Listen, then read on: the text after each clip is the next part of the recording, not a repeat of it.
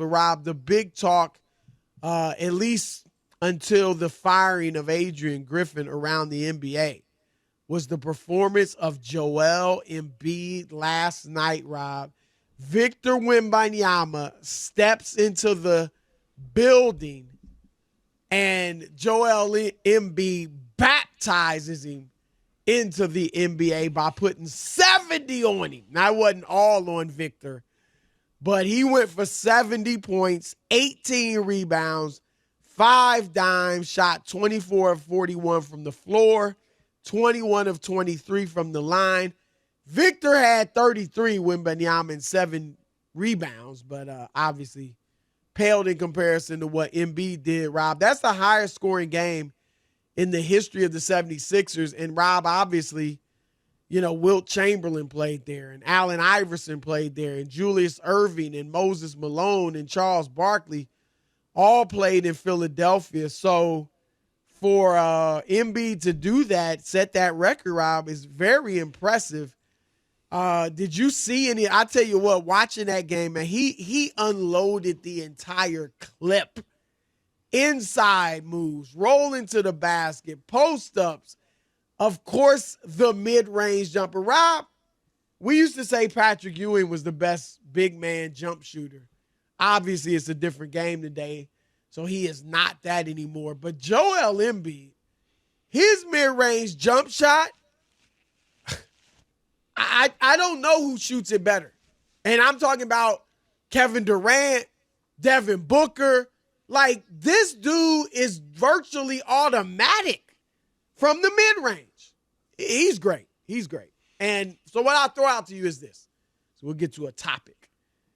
Is he now, Rob, showing that he's the best player in the NBA? No way, no how. And if the Spurs were smart, what they should have whispered in his ear during that game was postseason, playoffs.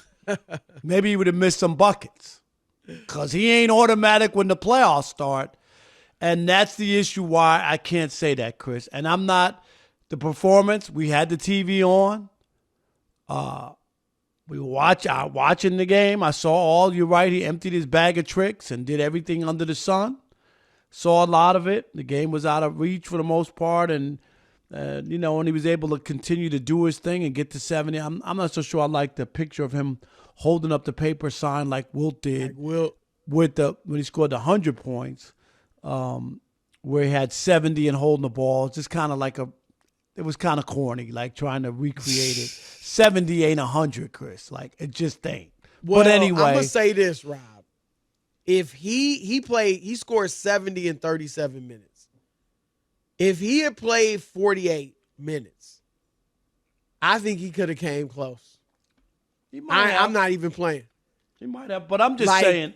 I can't. He is averaging more points per minute than Wilt Chamberlain averaged the year he scored 100 and averaged 50. Yeah, but it's easier to score now. There's no doubt about it. Well, it was easy to score back then, too. Well, I know, but I'm just saying. But we've seen. When Wilt played, it was easy to score, too. Yeah, but we've seen an unbelievable ease in scoring points and all these guys. And I'm not taking anything away from him. He did his thing. I just say, when you look at his scoring average, Chris, didn't it go down 10 points in the postseason? Well, that's where I agree with you. That's all I'm going to say. Is like, if we're going to hold other people and their postseasons against them, and that was the argument made against the Joker about, he can't win another MVP. He didn't play well enough in the playoffs. Look at his playoff, blah, blah, playoff. And now we're going to look at Embiid and go, he's the best player in the league. I'm not going to co-sign that. What I will say, and I'm an MVP voter, he's the MVP right now. I agree with you. I would not say he's better than Jokic. You got to do it in the playoffs. I'm sorry. And it's not even just about winning the championship. Obviously, that's what you want. And we will harp on it. You can't be 10 points off your scoring average, Chris. Last year, Rob, his scoring average in the playoffs dropped from 33 a game to 24. His field goal percentage dropped from 55% to 43. You can't have it. And part of Embiid's problem, I don't know. Now, we'll see. Time will go on. I think others and myself have given him the benefit of the doubt in that I don't think it's melting down. Like James Harden, Rob, I think there's something mental that in some big moments he tightens up. I don't think that's the issue with Embiid. I don't think. But I think what it is, Rob, every postseason it seems like he's banged up.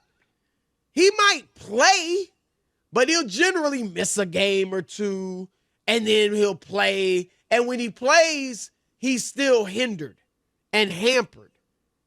And that's been his problem. But we'll have to see. Maybe it is a mental block or tightening up or something, as we've seen with other players. But you're right. Like, he has to deliver in the playoffs.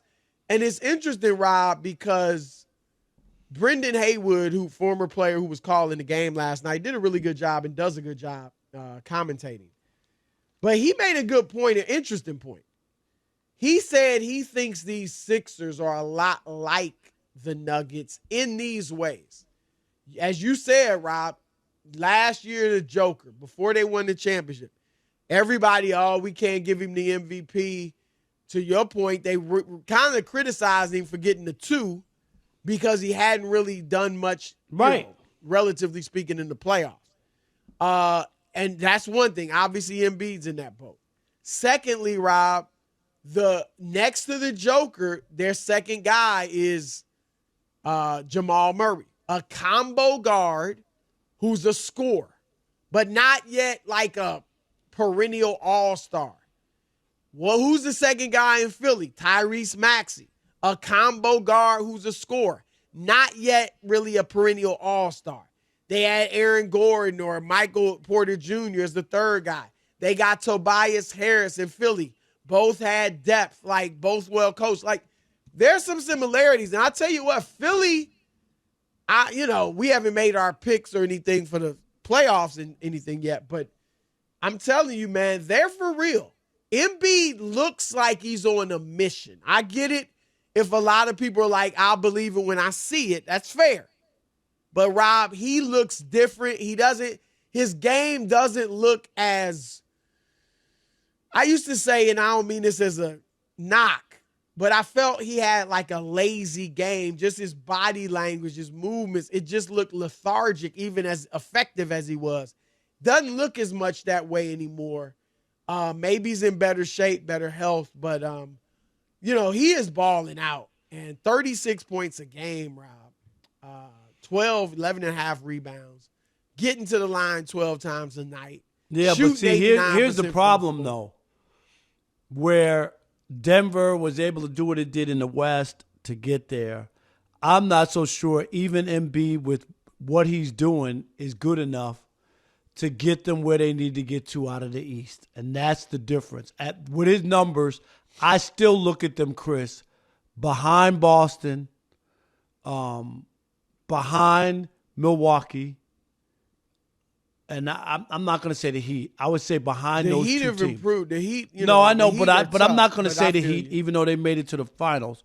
I still would say they're the third best team out of the East, and that's with Embiid playing like that. So I get it. I'm not knocking him for what he's doing, but he could do all that and still not make it to the finals. No, they got a shot though. I think they look better than Milwaukee right now.